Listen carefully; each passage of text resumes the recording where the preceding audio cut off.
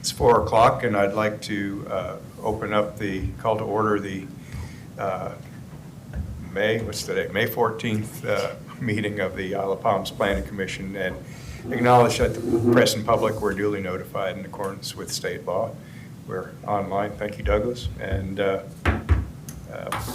can start with the approval of the minutes from our last meeting. Do we have any motion or comments?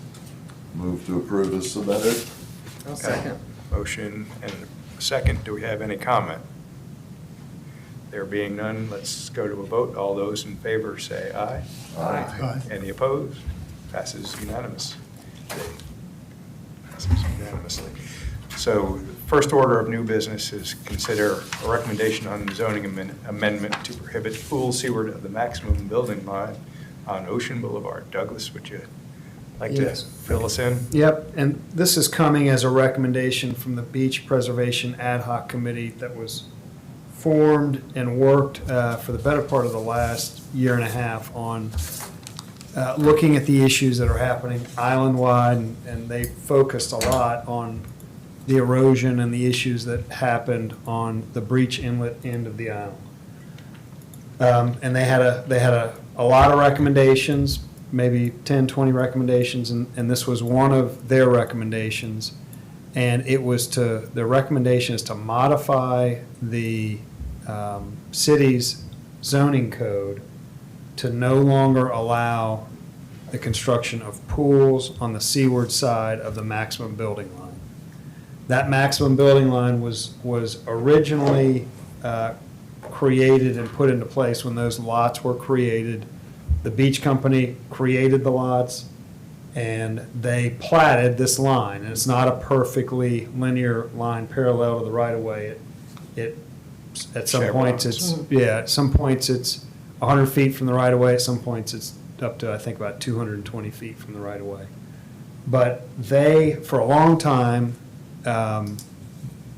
they didn't allow pools. The beach company, and back then, the development standards were really imposed. They were primarily imposed by an architectural review board or committee of the beach company that would oversee the development. There was also a zoning review, but pools were primarily regulated by that architectural review committee.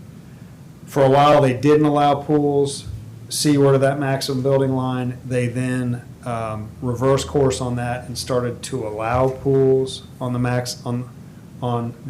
seaward side of the max building line. And when the city developed the zoning overlay district that regulates those districts, those lots, it's the P2 Preservation Overlay District.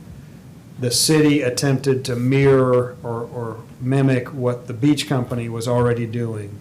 And in the city zoning code, there's a provision that allows those pools to go on the seaward side of that maximum building line.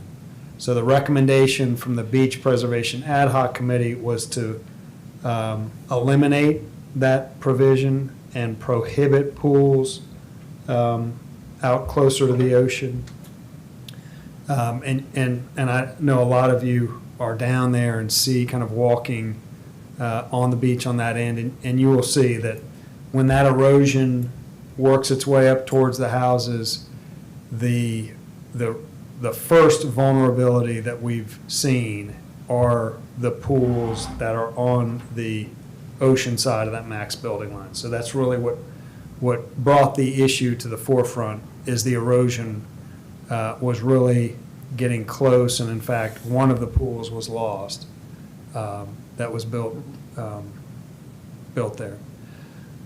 So it's a very simple in terms of the text change. I mean, it's just eliminating one of the allowed uses in the P2 zoning district. So it's just deleting one of the things that's currently allowed. So as a text, it's a very simple change. There will be existing language in the code that deals with legal non-conforming pools. So what would happen is, if this was to come to pass, any pool that is existing already that's seaward of that line would become legal non-conforming or grandfathered. and we have existing regulations that control what you can do. And those standards in kind of summary say that if an act of nature takes a pool away, or any other act of nature, I guess, it could be erosion, I guess you can't catch on fire a pool, but something destroyed the pool naturally, then it could be rebuilt in its same footprint. But if an owner willingly removes it, they go in, they bulldoze the house, they pull it up, whatever they put back would have to be compliant, so that it'd have to move it. So it really is, really will be impactful for the properties that haven't been developed yet, and then also those that have been developed but don't have a pool. I mean, there would be certain properties that may have room today to build a pool, and if this comes to pass, they would no longer have room to do that. Would that be true with an above-ground storage pool? Or No, that would above-ground have to pool? be within the building, Okay. within the maximum building line, because it's structure. It Pool in is. the ground's an Right. accessory. Yes, so already today, if you're above ground and elevated and built into the house, we've always required that they be landward of the max building line. It's only accessory pools, which would be in the ground detached. So when I saw that, I called up the OCRM critical line map, Mhm. which has a beautiful photograph of the whole coastline of Ocean Boulevard. And just a rough guess, looks like 90% of all those houses already have a pool. All but one, there's one house that has a little bit of their pool, looks like might be on the current setback line. They're all within the baseline. Oh, okay. Oh, yeah. But those are two different things. This has nothing to do with OCRM, it has to do with our ordinance. Right. With the maximum building line. And I don't know consistently where that line falls, but I could just, invariably, I'm going to have the client who's going to want the pool that they can't have. And they're going to look at their neighbor, who's got a pool, and, that's a tough sell to me. When every one of these pools conforms to OCRM standards, and not just to the baseline, but to the setback line. Just because I dare say 90% of these lots already have a pool. And I just know it's going to be my client.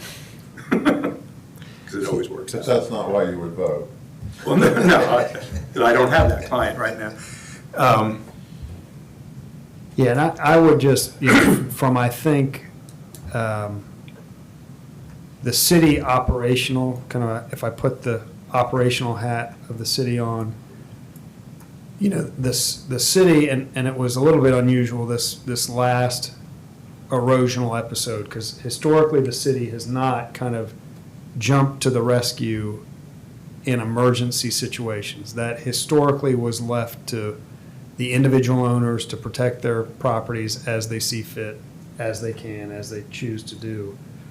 For the last 2 years, it has been the city that has been responding to the calls and when the erosion comes close to these pools. And I think that there was a little bit of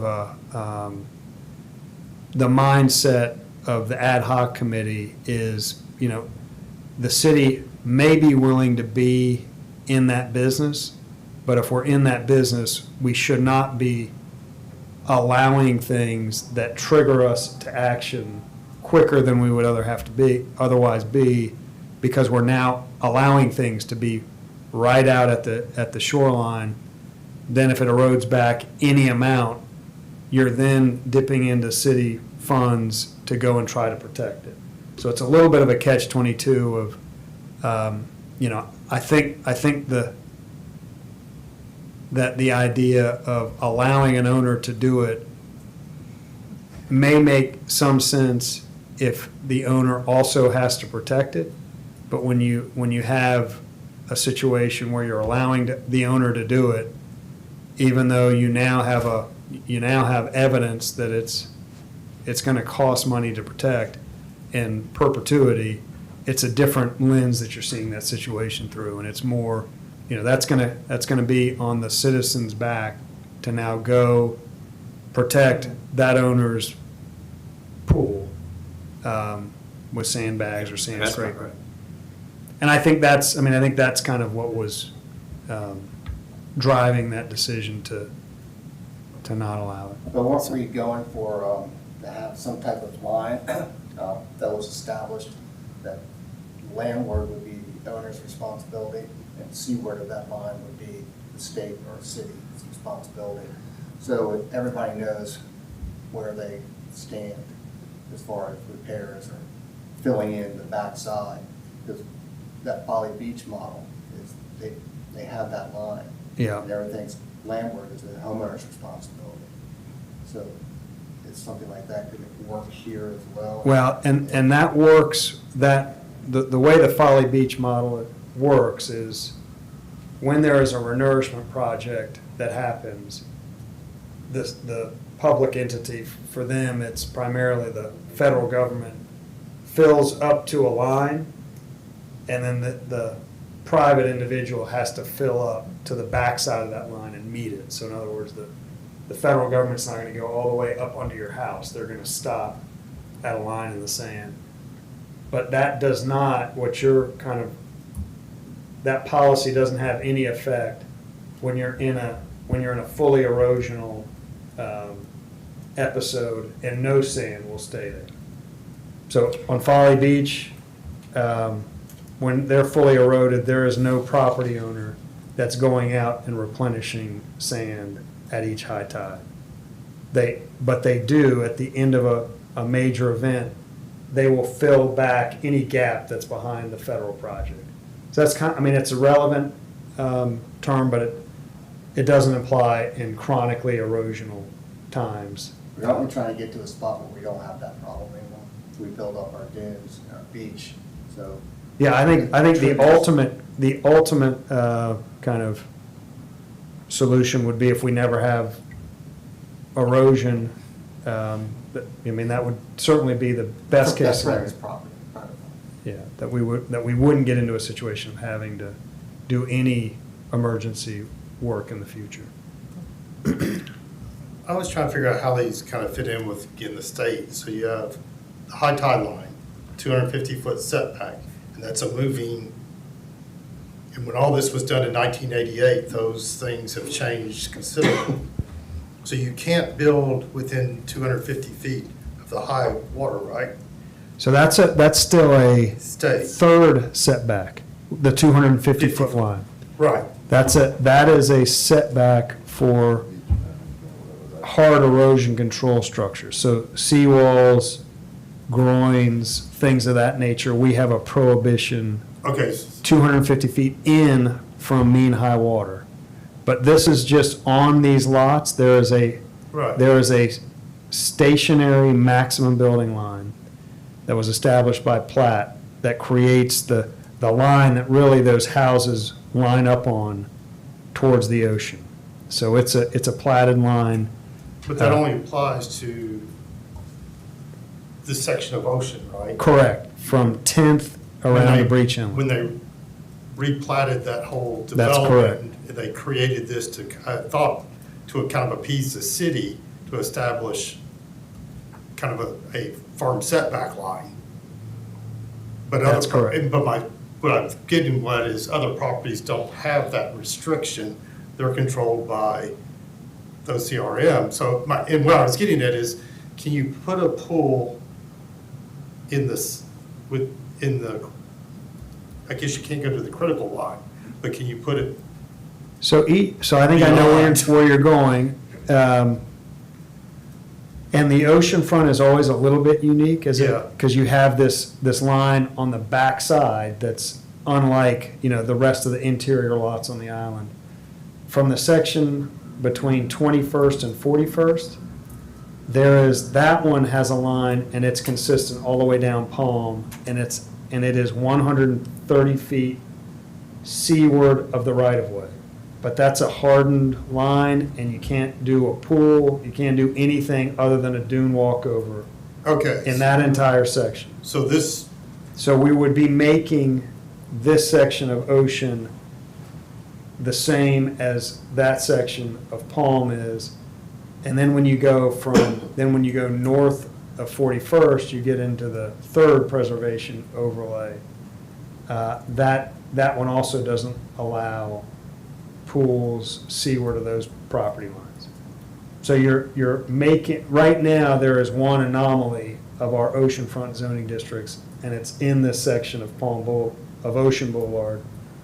But it is that way because the beach company got it to be that way when they were regulating pools in the. right, yeah, that's what I was just trying to understand, that we're somewhat mimicking the setback that we already have on the rest of the That's correct. island. Yeah, they're currently the only ones that can build a pool seaward of the maximum building line. And how many vacant properties or how many properties do not have pools on Ocean Boulevard? So Not many. yeah, I have, and I wish I could, I actually have, let me see if I can figure this out. I have on my screen Google Earth that has the maximum building line drawn in on it. Which you will, I mean, that's not a published line. It just happens that we've added to Google Earth. But I don't know if I can figure out how to display this.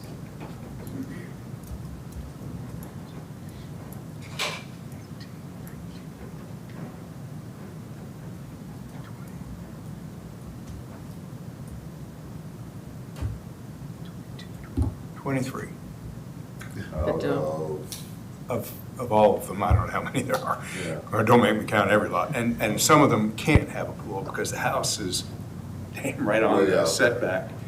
And so you would never get a fit a pool.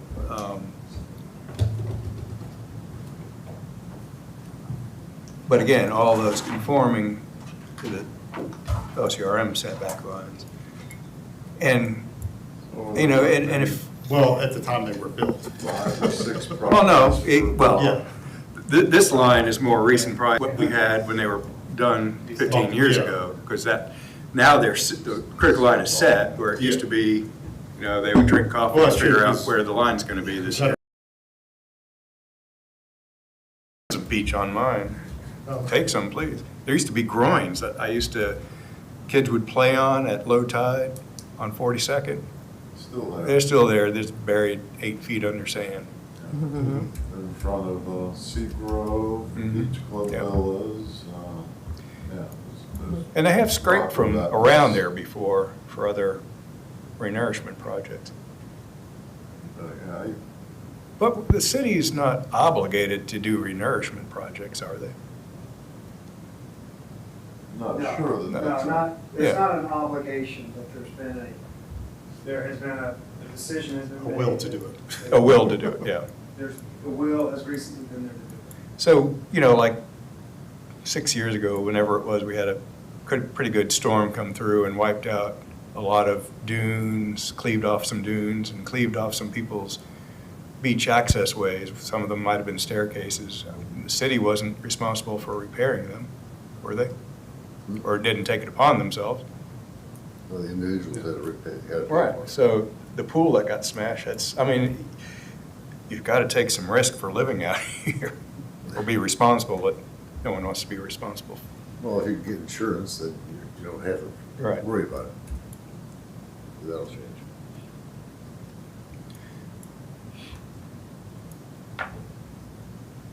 Insurance has a way of working stuff like that out. Yeah, they disappear. I remember before seatbelt laws, I had a buddy whose car insurance, wouldn't pay if you were not wearing a seatbelt during an accident. He started wearing his. And if the man doesn't get you, the other man does. Now,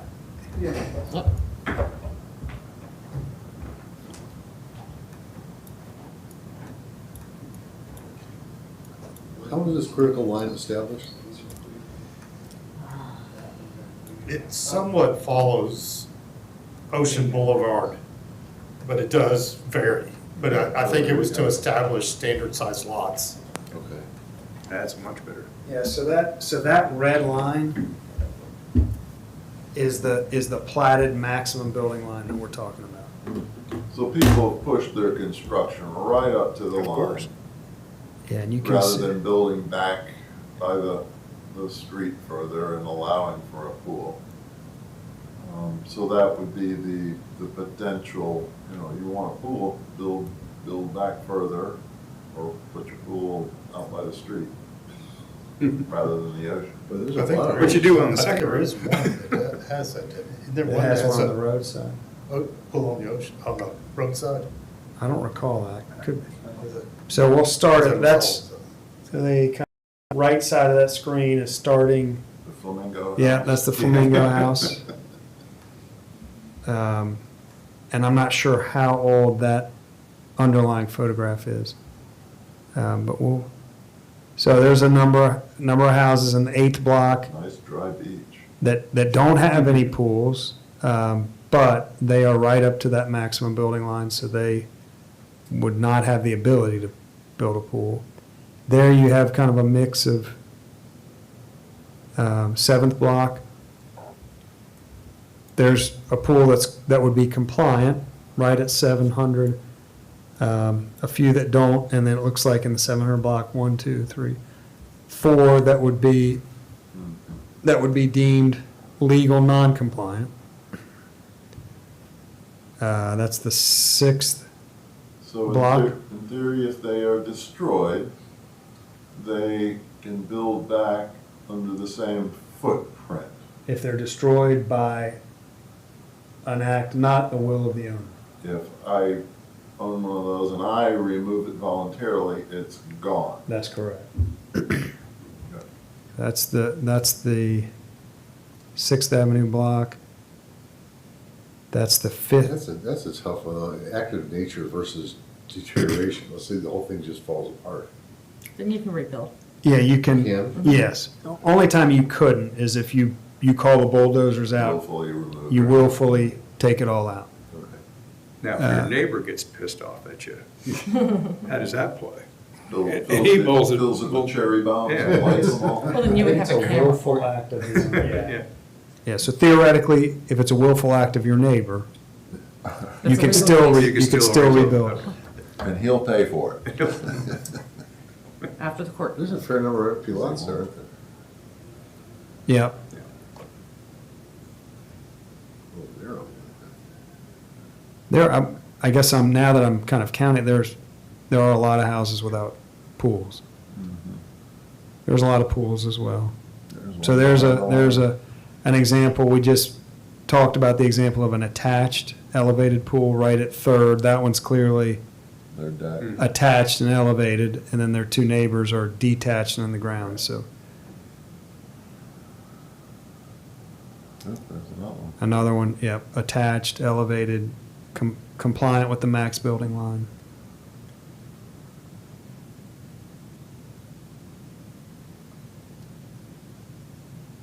So the precedent has been there, and Douglas, refresh my memory with what you just said in terms of the feeling is that if those are endangered due to erosion, that the concern is that the city is now compelled to protect those pools? I wouldn't say the city's compelled to. I would say that in the last 2 years, the council has chosen to do that. And I think it was and there was a split on this committee about whether that was a good idea or a bad idea. So I think there's probably a split in the community in terms of whether that's a good use or not a good use of public funds. But there at least is, a significant amount of will to do that work. And I think that, I guess I would also back up to say that the other shift that we've had is that end of Breach Inlet has historically been accretional. So I don't know, and then it changed, kind of a bit in the mid, I would say kind of 2015 era. In the last 10 years ago, it changed a bit. There was kind of a notice of a trend for the first time that it hadn't accreted, but I think that was seen as probably an anomaly because it started accreting again. And then here in the last really 3 years, they've just gone to extremely erosional. So where that area has been building, building, and building over the course of time, here in the last couple of years, it's shifted to being very, very much erosional. Still some debate about whether that's just a 3-year anomaly or if that's the new normal. But obviously, if we were going to forever be accretional, you think about the middle of Sullivan's Island, which is going just miles out, miles out. This is not a policy that would be of great importance. But now seeing that it appears, at least for the last few years, it's been very erosional, and I think we have to think that the possibility is true that it could continue to be very much erosional. So when the decision was made to start allowing pools back there, it was in an era of always being accretional, had always been accretional. And I think all of you probably know that prior to the, really the happened late 80s, but was developed in the early 90s, these houses on Charleston Boulevard were the oceanfront houses. So that entire street, row of properties, backyards, dune system have all accreted over time. So it's kind of a new, potentially a new normal in terms of whether or not that area can continue to be counted on being accretional. It looks like it can. So I guess my mind wanders off to, those pools are still there. They're being allowed to stay there. What's one more? Mm-hmm. Honestly, I don't see it fixing anything. Well, I think it's a lot more than one. Well, I think you're talking about hundreds of more pools. um, And I will say, in dealing with the erosion, there were about 3 pools that were the chronic problems. I mean, there was significant resources spent to saving 3 pools. Probably, I would guess, well exceeding the cost of the pool, those 3 pools, spent by the city to protect those 3 pools. And again, that was one erosional cycle. So you're kind of talking about long range, the long range financial health and. but you haven't removed those pools. If it keeps going where it is, you still have the mindset, perhaps we have to protect those pools. What about after the pools? If it keeps on eroding and we're up to the house? Well, you can bring in sand and build it back up and you put your pool back in. All we're doing is making this consistent, right? This application toward. I think you could see it, I think you could see it 2 different ways. We're making that preservation overlay district consistent with the other ones. Mm-hmm. I think the counter point to that would be to not do this is keeping it consistent with what has been historically allowed in the area. So those would be the 2 kind of sides of the same coin that you're wrestling with. And I see it as actually not doing anything. You still have pools over the line, quite a few of them. Fair to say, well over 50% of the lots. So you really haven't fixed anything, not that anything's being identified as actually broken, other than it's not consistent. Oh, you're just tweaking it a little bit. The open area, the pools that have not been built, won't be built. What did we identify? Like, how many did you say? I think I counted 19. 19? For those lots?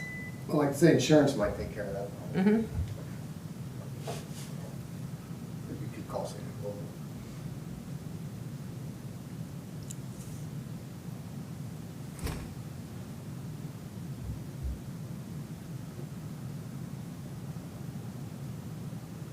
Well, I'll make a So- motion that we, Well, I had a question before, so, okay. because we're talking about erosion coming up and taking out, when you go back to the existing pools. If we have that condition, that's what got me back into this OCRM setback, is gonna change. These are all well within. Well, but if we have erosion that starts eating away, then that line's gonna move, Not, right? The high tide OCRM line. set that. They don't, OCRM set that shouldn't. line. Shouldn't ever move until they ever reconvene and revote a new is line. that a But they do 10-year that every process? 10 years. Yeah, I think that was my David's point, it point is there- changes. Yeah. Where it was in 1988, when all this was said, it's different now. I'm not sure plus or minus, but it is different. It goes back to if we're eroding, that line's gonna shift. Now, can you build a pool on this other side of the setback? no. No. Seaward So, of the goes OCRM. back to your Critical point. line. If these pools got destroyed, we would allow them to build because they're, over the build line, but OCRM won't let them rebuild if they go into the critical line, right? But their the line critical gets line shifted. doesn't move just because it eroded. In other words, the No. critical line is out in the ocean right now, in some areas. Well, until it gets, Like Beechwood West at high tide, is that critical line out in the ocean? East. Till they put, I'm sorry. No, it's Beechwood East, it's up over the road. It's in the second row homes. Okay, they moved it. And it does, so that line gets established at the most landward point that the shoreline has come Eroded. in the last 40 years. So they do, I think to David's point, Okay. when it erodes up to a new point, they document that and they remap it every 10 years. They have language in there that discounts storms, like if it comes up in the event of a storm, a hurricane, they don't document that and there's There's a waiting period there. there's kind of a recovery after a storm period. But generally, it is the most landward it's come in the last 40 years. And it's probably getting too busy on this image, but I've just clicked on their OCRM's jurisdictional line is the third line, that's the it's the farthest seaward and it may not even show up on the that TV. blue line.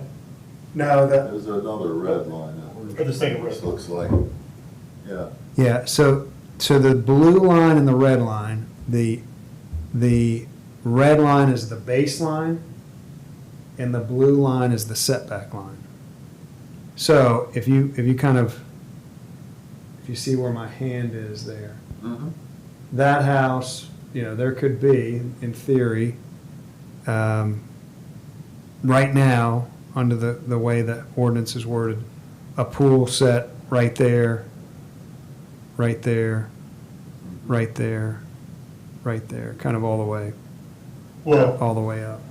Kind of where I was going, the other one is potentially this one here could not be rebuilt because it's beyond the line, blue line, right? The critical line. Well, that's the build-to line. It shouldn't have been built there in the first place. Well, again, it depends on when it was built and where the Right. line was at the time it was built. And I'm still kind of struggling with the same thing you are, is we have all these pools there, but if we are eroding at this point of the island, then it makes sense to establish the no-build zone, no pools beyond this point. 20 years from now, if we see all this empty land between, the homes and the ocean, then do you go back and change it and say, okay, now you can build pools there? So that was where I was struggling with this one is, I understand you're saying, but if we keep eroding, these pools aren't gonna be able to be rebuilt because they're gonna fall under OCRM's guidelines. And once you take it out, you can't put it back in when it goes the other direction. You have to move landward Right. structurally. I was gonna make Yeah. a motion, so we'd have Sorry. discussion to just. Oh. Are you being formal? Allow the, Discussion to change, continue. To make the change, to conform with the rest of the island community. I'll second it. What he said. All in favor? Well, do you, so just to clarify, I think that was for discussion, but Sandy, the recommendation is to adopt the amendment as proposed? Okay. Yes.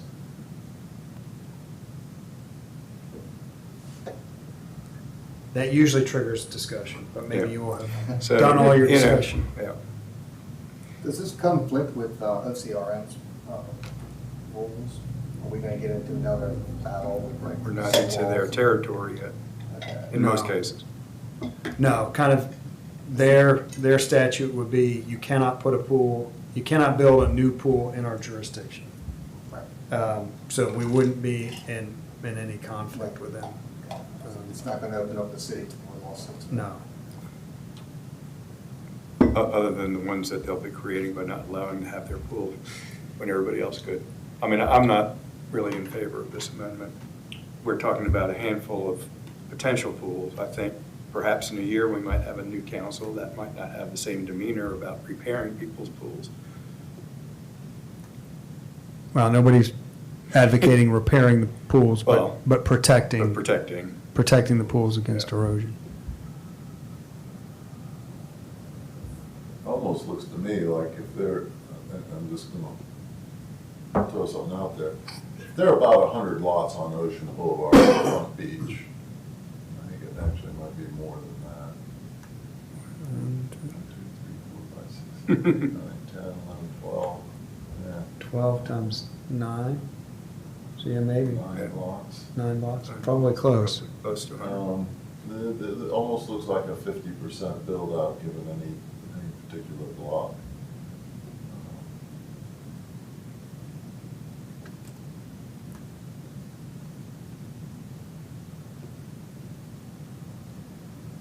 That whole block almost has no pools on it. I don't know where that one is. Yeah, it's one in the front. It's like 6 that.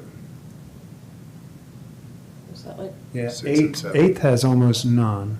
That's Yeah, is 8th. that 8th? Yeah, this is 8th, almost none. There's a new construction. Uh, in there. 9th has almost every one of them. Right, that's the Rhino. Yeah, so 9th is kind of,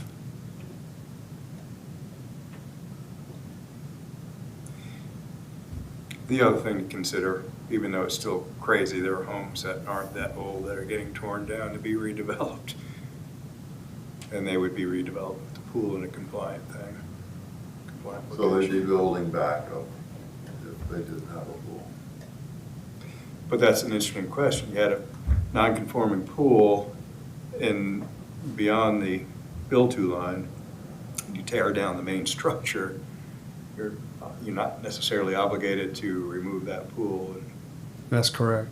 so If they chose to, and there are folks that will go around their elbow to keep something, and somebody could Yep. potentially do that if there's an existing. Well, they could, since they'd have an accessory structure without a primary. Well, assuming it's happening all at one Yeah. time. Oh, I see you what know, you're saying, Yeah, yeah. You yeah, you demolish can't and have, you rebuild it. can't keep just a Okay. pool Yeah. on a lot, but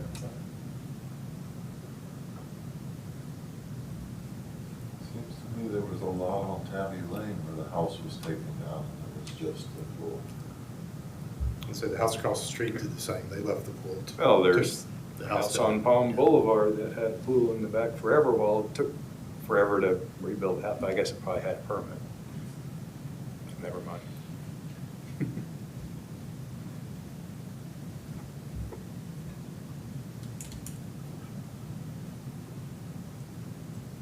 So one kind of clerical is if this changed, paragraph A, except as expressly allowed in subsections 3B and C, if you eliminate C, you need to take C out of it. Take C out.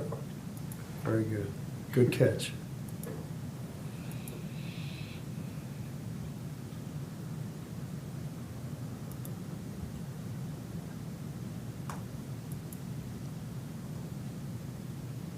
Any other discussion? All those in favor, then we'll go to a vote. Say aye. Aye. Aye. Wait, can you guys raise hands since Oh. we're doing that, so I can do it? Those opposed? Hold on, Oh, I gotta oh, get, oh, hold on, give me the eyes first. Oh, take a picture. We opposing? No, no, No, yeah. those are- We're ayes. those are And the- Suzanne, wait, repeat that again, now that I All, got. so the first vote is those in favor of amending the ordinance as in your packet. So eliminating future pools seaward of the maximum building line. That would be Okay. the aye. Okay, so that's what we're voting on. Yes. Right. Are you, I've got Those in favor, stick your hands. Dr. Groove and I got 3, 4, okay. And those against? So passes 4-2. Back to the old business, the comp plan. The ominous comp. The history stuff is really good. I enjoyed reading it again. So, just for some background, this is, and I think we're now set for a workshop with council in June. And this would be the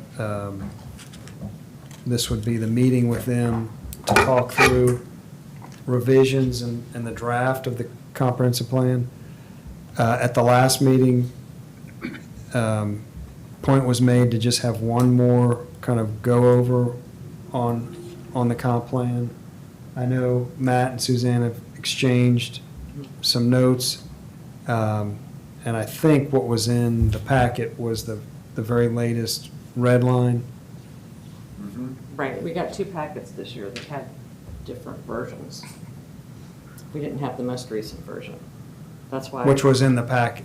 That was, This package has the most recent version, right? Isn't that It what- does without the margins, right? Is that? yes, Yeah, so that's the only change. Mhm. there's been one more that took all the formatting. If you look, it's kind of squeezed to the left side of the page because of the formatting notes. Uh-huh. We accepted all those formatting changes, so it made it read as a full page. So what we got in January and February weren't the most current ones. That was what was frustrating. Yes. So I think it was March when I was reading through it. I'm like, oh. Okay. So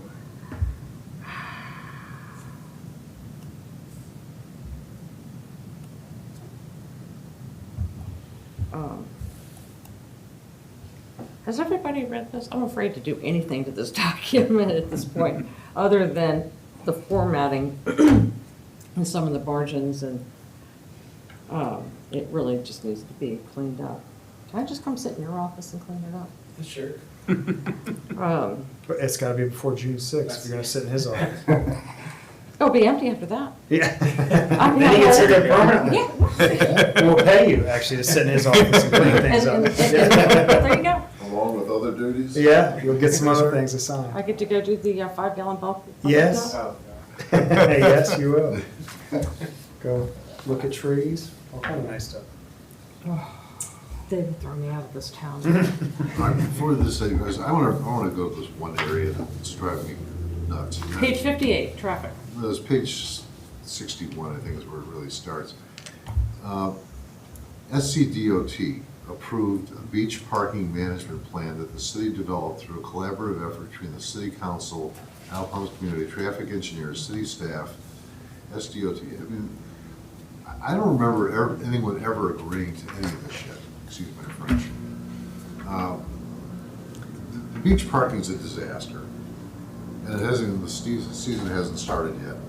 And there's more in there talking about how we have to protect the people, the residents versus non-residents parking, which is not the case. People who live here don't take their cars to Palm Boulevard. It just doesn't happen. And then we're also talking about the connector. There was a study sent out that was a cluster. No one understood what they were doing, including people that sent it out from CDOT. I don't remember ever seeing the results of that survey. And nothing ever happened, and the connector remains treacherous, in my opinion. If anyone was involved with this trauma last week where every security force in the region was in Isle of Palms and Sullivan's Island, I was literally going over to Mount Pleasant and I saw it starting. And then when I came back for my 2.5 hour stay on the connector, because they weren't letting people back on the island, which makes no sense. And when I finally got up to get permission to go down the street, I asked them, why are they closing the people coming back on the island? No response. So literally, there were emergency vehicles driving down the middle of the connector. There were emergency vehicles driving down the sides of the connector on both sides. Oh, I toward didn't the see island. that, somebody I got have it. never in my life, I took a couple pictures. So 5.1. Yeah, it was dangerous, because you didn't know where to go with your car when you're on the connector, anyway, I think the connector is still a disaster. It needs to be put back to the way it was originally. We have 4 bicycle and walking lanes for 30 people a day, and the rest of us are in harm's way. And I know this probably goes to a different committee, like safety or whatever, but this has been sitting here since COVID, 3 or 4 years with this. And nothing has been done, nothing's been fixed. The survey was horrible. Our traffic camera, our one traffic camera that's sitting over a block away, that, we're supposed to get reports from that, never saw anything from that. So this whole 98, 9.8 strategy, all these strategies are without substance.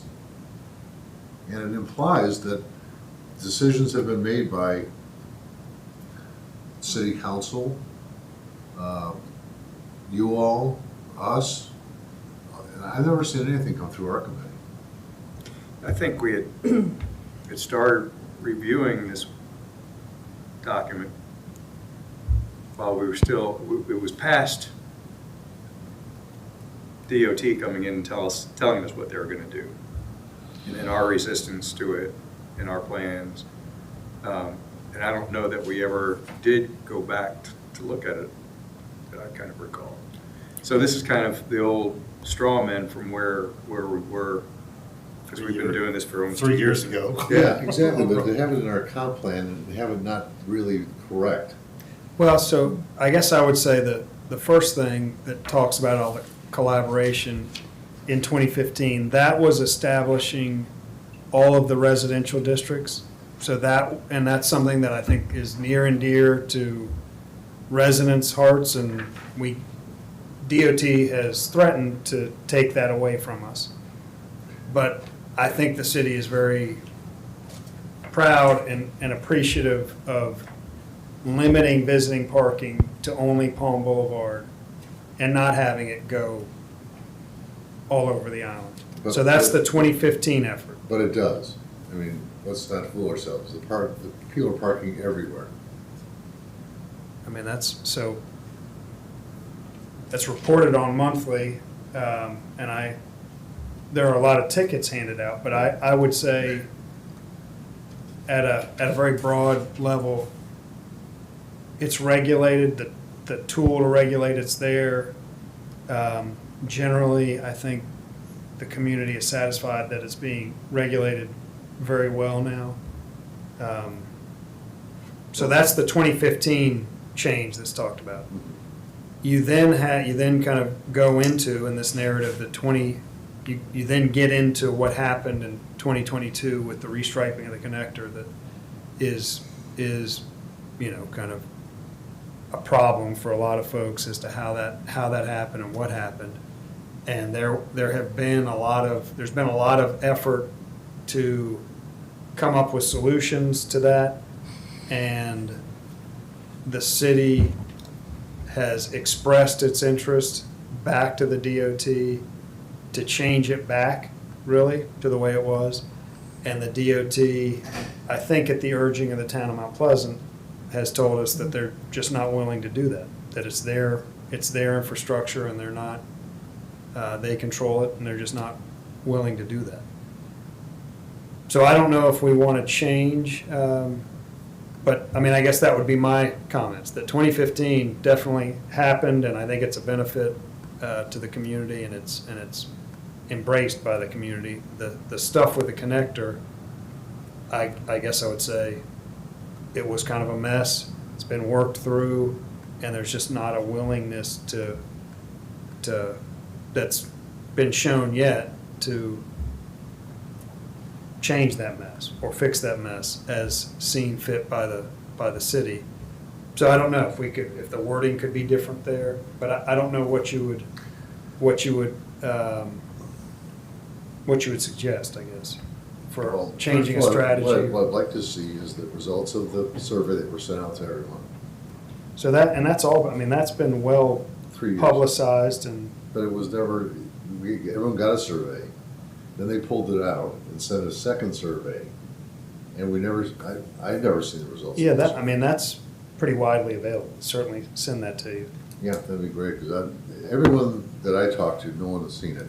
Everyone's upset with our lack of ability to get emergency vehicles up and back from the Isle of Palms, especially since half your population is over the age of 60. The traffic during crises, like we had when the skip day occurred, police were flying everywhere, and now this recent thing where I think it was a very interesting reaction to something that probably wasn't as serious as it was made out in the news. It just shows you, when you're sitting in the connector, you see what's happening, it makes you feel very unsafe.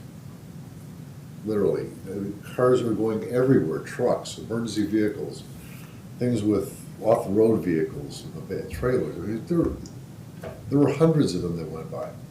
And I'm not sure what the total count of response team personnel was. I'd love to find out. It was huge. Yeah, it actually was muted a bit because J.D. Vance was in Nucor, so Yeah. it wasn't as much as they thought that it probably would have been otherwise. But I mean, it's great that we have this teamwork between all of our communities. I love seeing that. I didn't know if it was a drill or something else, but it was watching the cars not know where to go when there's two cars in two lanes, and then you have a middle thing that's not real wide, and the side thing. If there were people on bicycles or walking over that bridge, they'd be in the landfill by now. I mean, they were flying. Anyway, getting back to this, I think someone needs to relook at the parking along Palm Boulevard, because the parking is on the leeward side of the island where they put those bumpers in. People don't pull out inside the area that like they're supposed to. They pull out onto the road. Oh, I know. And I'm concerned for people's safety, number one. Number two is, I mean, I understand they can make lots of money for giving violations to people when they park outside the white line. I don't know how people that live on that side of the street take care of their homes. Literally, I mean, they keep replacing grass and dirt. The parking is really not very good. And I think if people would park downtown and in the parking lot and take a bus to the beach, that'd be great. I think that would streamline things, but all those things we heard about in 22 never came to fruition. All we see is kind of these stupid parking bumpers and people that can't park on the correct side of the white line, because there really isn't that much room. You have mailboxes and trees, little gullies. So if this is going to be part of our comp plan, I think we need to have a better comp plan. Or a better section of transportation. Yeah, Mhm. this is the only section that bothered me when I read this thing. Well, it's definitely got age on it. I mean, it talks about funding in '24 budget to initiate comprehensive traffic study, evaluate lane configuration.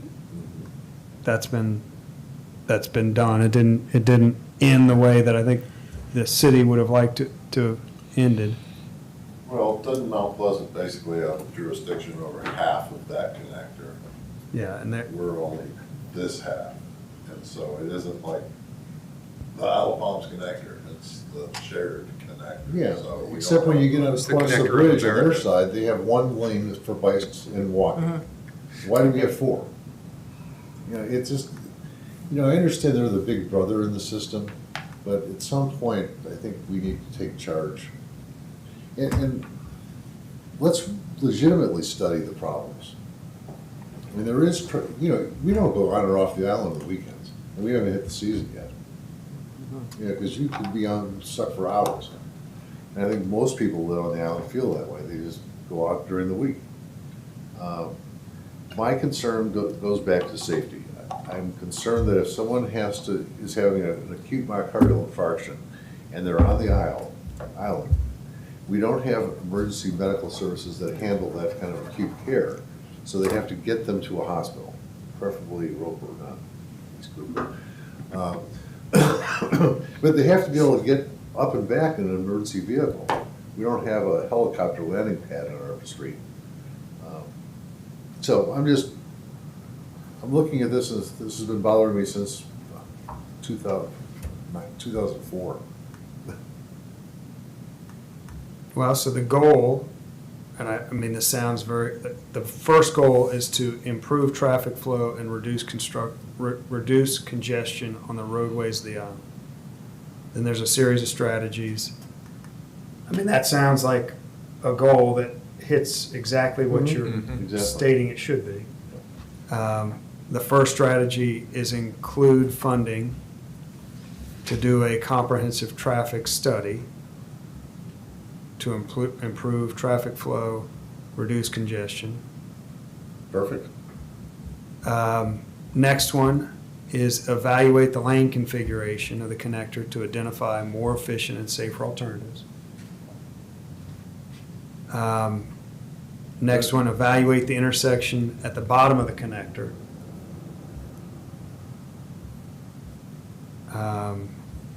And traffic signal phasing to increase operational efficiency. Evaluate the park, county park at the bottom to make them more efficient. Evaluate providing real-time beach parking space availability to the public. Continually assess stop sign locations on the island to determine proper and legal placement. And then, you know, it kind of goes, but to me, that sounds like Yep. the goal that you're wanting and strategies to get there. So I guess I'm wondering what or maybe you don't like maybe you like the goal and the strategy, but you don't like the kind of background narrative in the Well, rest of it? Exactly. I think, you know, we've been talking about it, at least here, for a couple of years. Same things. It implies that things have been done, but they haven't. You know, we have one camera that evaluates the traffic on the connector and Palm Boulevard intersection. When the police get involved to start diverting traffic, that's not efficient. The reason the flow is so much better getting off the island is that you're going from this 2-lane thing to 4 lanes in Mount Pleasant, so they don't have any problem over there. All the problems on the connector and getting off the connector, or getting on the connector from a single-lane road coming off the beach. And I'm all in favor of it. If we're actually gonna study it and actually do something with the studies, that's great. I'm all in favor of it. Well, I think you're also alluding to the frustration that I think I hear throughout the community of we are beholden to what the SCDOT wants on their bridge. Well, And we've she's gone. studied it. That one's Well- gone. They have a new person now. I don't know who the new person is. I don't think they like us much either. Yeah. That's the problem. So, Well, I don't know. How can we restrict the traffic getting on our island if we can't get anything from the state? Why are we the nice people? Why do we allow all this parking? Traffic? You know, just stop them. Sorry, there's no room at the beach anymore. Turn around. Because we don't own the beach and we don't own the right of ways. Yeah, state That's, roads, that's basically it. It's state owned. state roads lead to state beaches with public beach accesses in between. So what would you suggest is the solution there? I would go back to the COVID thing. Sorry, beach is closed. Charge That's what everybody. got us suspended. Yeah, that's what That's what I just. And no sitting, only walking. And no No smoking coolers. cigars on the beach, that's right. I don't know, I'm a little frustrated, I'm not sure what to do about it, I just think that we have an unsafe environment, and I want it safe. And the connector is part of the unsafe portion because it doesn't allow for our normal flow of traffic. And we've gone crazy because of the left-leaning Mount Pleasant government that wants bicycle lanes and walking lanes, except when they have to build them, they don't do it. We have to have 4 of them on our road instead of an extra lane. Doesn't make any sense. So who can we commission to do a study of our traffic so we can send it to the state and say, okay, this is the study, these are the results, you screwed it up, now you fix it. I like the tram idea that we Yeah. had. Oh, yeah. But, you know. So there was a pretty exhaustive traffic study done in collaboration, the city, the DOT, the town of Mount Pleasant, went on for, it was a year-long effort. That was part of the survey. The city had a third traffic engineer it was there's been a lot of study that's gone on, a lot of traffic counts, that yielded the various options. That then triggered the survey, which of the options do you like? So, I think that has all been done exhaustively. Has everyone else seen the results of this? It's just me? We saw that report. I've looked at it, and it's not, At the end of the day, it gave options, and the community chose the option they liked, and the DOT. Said, screw you. So I don't know if you want to put that in your comp plan, that we've done a ton of work, and at the end of that work, not much changed. Okay, so what, expect. But there's been a ton of work. do we have legal options then? I don't know how you protect your citizens of your community when the state says, we don't care about that. I just am not sure what else can be done. Might have been 1 or 2 or 3 council members that ran on that. Yeah, I remember that. Maybe I'm the only one that is upset by this stuff. No, I think, your frustration is, you hear that, I think it's Free- shared by. Yeah, it's it's a shared, share. that's why it's still in here, is, all we can do is Keep going at it. work keep with it. looking at it, keep it at the top of our priorities, and hopefully someday somebody will take care. I think during that study, there was bringing in an alternative route, but who's gonna fund that? Highland's not gonna fund it, so there are solutions, we can fix this problem, in probably a couple of years to build a new bridge, but who's gonna fund it? Yeah, they're not gonna build another bridge, Right. that's for sure. Yeah, Well, it all so- stopped but- when Mayor Haney said that they weren't gonna do Yeah. anything on Mount Pleasant side. Mhm. So they had the plan that everybody agreed on 2 lanes out, Mhm. and they said they wanted to use their funds for other causes. yeah, and they had just He completed. was on Channel 4 with that, and I've got it somewhere in the stacks. Mhm. And that's when everything kind of grounded to a halt. Nothing else got done. It's kind of like the I-526 extension. They've talked about it for years and years and years, and now all of a sudden it's gone to, have the money and have the will to do it. Same thing with Yeah, this. with our problem though, it means restriping a road, it's not like creating a new road. Exactly. Don't we have any connection with the state? Does anyone have connections with the state? Does anyone have the ear of the governor while he's still a governor? Yeah, we, She's gonna shake her head. Should we call Ron Ready to come in and help us? He's got his own problems. Yeah. I don't know, Douglas, you know this far Yeah, I mean, better than I do. I hear your frustration. I think it's shared by Just about everybody. just about Yeah. everyone. It's not, I mean, it is a long-running, 10, 15 years of frustration. Oh, But it's at been the going end on of- for 40 years, Oh, or yeah. how long have you been? Well, Yeah. 50? I mean, the acute, Visit Folly Beach next weekend. Yeah. That was the sign. That was the sign on Sullivan's Sullivan's. Island. You'll have Back when to- that was the only bridge. Yeah. Oh, I love that.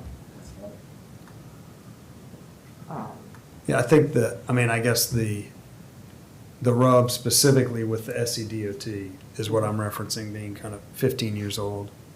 But yeah, I mean, we have articles from the 60s and 70s about the congestion, the seasonal, the infrastructure's not sized appropriately for the seasonal influx of visitors. That is not a new issue. Yeah, I do wish they would do something different, because basically you have 3 lanes of traffic coming off of the Isle of Palms on a weekend at 2 or 3 o'clock in the afternoon, funneled down to 1 lane on the connector. You have Palm Boulevard and 14th Avenue all going the same direction, and it's gotten better, I will say. I believe that Isle of Palms and Mount Pleasant police are working much closer in manning people at the light up here, and the traffic officers, the officers down here that work the crowd, so to speak. Yeah, you can't fault the police. They're not doing, there's nothing they can do. Yeah, they're limited because of the funnel, just 1 lane. Unless you just try to steer everyone toward the beach, straight ahead off the connector, and don't let them go left. Because there aren't any parking spots. This is just the beginning. Well, of the season. currently, I mean, I don't know if you've seen it, they closed 14th Avenue, you have to go left or right. Mhm. Okay, I give. I think that's pretty much where we've been for the last couple of years. Yeah. With SCDOT. What you need is a big billboard with a lawyer's picture on there. When you die en route to the hospital, call. Yeah, we'll just pick George one of Sink, those off. 999 We'll just 9999. pick one of those off 526. Pick one. So are we basically passing the comp plan as submitted now Well, forward? Has everybody read it? Yes. Okay. Nothing jumped Nothing out. jumped out that there's, I mean, like you said, you can sit there and keep making changes. And it's all but- about attitude. This isn't a constitution. Yeah. This is a living document, because it's gonna be updated and reviewed in 5 years, updated in 10. The numbers can change, I didn't so, put this in there. after we've been on this for so stinking long, you just sometimes wanna put it to bed and let. Delete? And start over. I just- Start over. That's where I kinda go with this, like, okay, that's good for now. So when's the workshop? Second Tuesday June of 10th. June June. June 10th. June 10th at 5. I will not be there, So, out of town. And okay. there's not a need for a motion. I mean, I think what would happen is this would be presented as a draft. We would explain, the process, present it as a red line. This is where we are, this is what we've done. Go through it at a high level. I'm guessing there will be comments to go back and work on, to Jeff's point, the language talking about traffic has now got 2 years of age on it. Update that. So I'm thinking there will be things to work on to update. We'll take that advice back and then get it into a draft that we think is finalized, and then present it as a recommended final version of the comprehensive plan. So All right, it's I'll not take one more recommending. roll. Say again? I'm gonna take one more roll, if everybody's gone through it. Little things, like charts. Like, where are the lines on the charts? So I'll go back and try to pull those Excel numbers.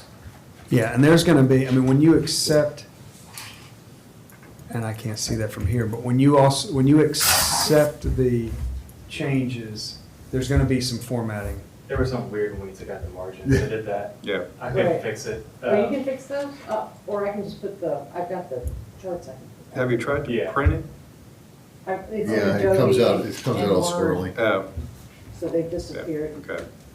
Oh, If you turn your computer sideways. Really? You're right. Oh, we can see Polarize lines. it. Because sometimes I've found, I'll Um, get some drawings that are PDFs, and it's like, text is gone, but I'm you sorry, print it this is the out, Word. and there's the text. Yeah, yeah. You know, This is Word though. that's Word. That was- Yeah, I don't do So I that was going either. through it, just kind of looking at. I'm too Scottish, I use Libreware. I have been spurred perfect. That'll take me. I like to work perfect. I did. Yeah. You So, could do the codes and everything, so can Yeah. I just, I'll just, so formatting, I mean, we can, formatting, I may want to add And we'll- something to the priority investment. I went ahead and broke out some numbers that were more current. oh, okay, updating numbers. Revenue, the fiscal, 2025 fiscal year revenue summary. Sources, Okay, because I know we agreed to kind of follow a very plain approach in the priority investments. yeah, we wanted to try not to, Tie one, you start putting, and we just, Jeff just pointed out how you put a priority that references 23, 24, and you give it 18 months, and then it's out of date. So there's a balance Oh, right. there of not putting, it's intended to be a 10-year document. right. Never, it's a 5-year document for us. But the nice part about this is we're not tying the grants to anything, but if I just do the chart and the no numbers, you get a percentage of, and it'll be like this for a while. Anyway, our revenue, sources of revenue. Mhm. So you don't actually have to name, I did the numbers and the percentages, but you don't have to put the numbers down. So I wanted to put at least that in there. A little OCD? Stop. You know, people would ask you, where did you get, what was that number? Did you What percent? reconcile all that? If you Yes, I go- did. If you say it fast, they won't notice it anyway. The Does it devil's in the equal 100? details. Yeah, I I'm know. sorry. Yeah, you're right about that. Yeah, dot your i's, cross your t's. But, yeah, I'll take one more roll through it, send it to Matt before the 6th. All right, we ready for, Yep. it's a meeting. It's a meeting to go through it in draft. Right. We'll make it very abundantly clear that Yep. it's draft. Sure. That'll work. Good. When is that 4 or 5 or 5. Is it 5? cocktail? Yeah. You bring your own. Don't put that in the notes. You might want to start June early. 10th. June 10th at 5. There's no drinking. in And the we'll city send you out property, an invitation. Um, Ma'am.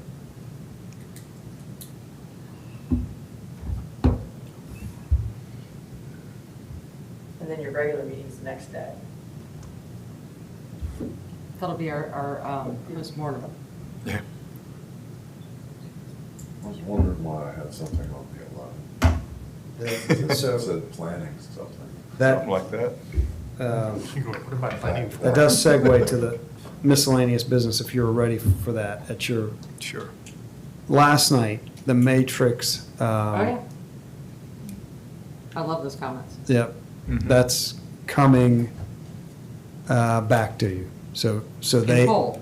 No, Okay. no, that's coming back to the parts of it that are being divvied out will come back to the subcommittees that it got divvied out to. So you'll have and I can't, Planning Commission had a handful. Yeah, good. So those recommendations are going to each of the various committees. So that'll be on your June 11th agenda. So I Start didn't cooking. see what went out, but did the matrix go out with the recommendations as they were kind of categorized by Yes. committee? And so it was, what, 200 in the total approximately? And 45 were. Initiatives, kind of Perhaps initiatives. Planning Commission. Was it that many? I thought it was Sounds about right. 32 or something like that. Yeah, okay. Yeah, I just, fair I enough. wasn't sure what they were looking at, that they pushed back out. for- Yep. Oh, boy. So each committee's gonna get Good. a hefty number. Parking and traffic. Yeah. I'm all for it, I'm ready. All right. I don't have anything else. There's Awesome. no other business. Do we have a motion to adjourn? So Yes. moved. Oh, Second, a motion third, and a fourth. second. All in favor? Aye. All right. Goodbye. Still on hold. Still on. I do. You hurry and I get have for an the rec administrative department question. and hear about fossil collecting.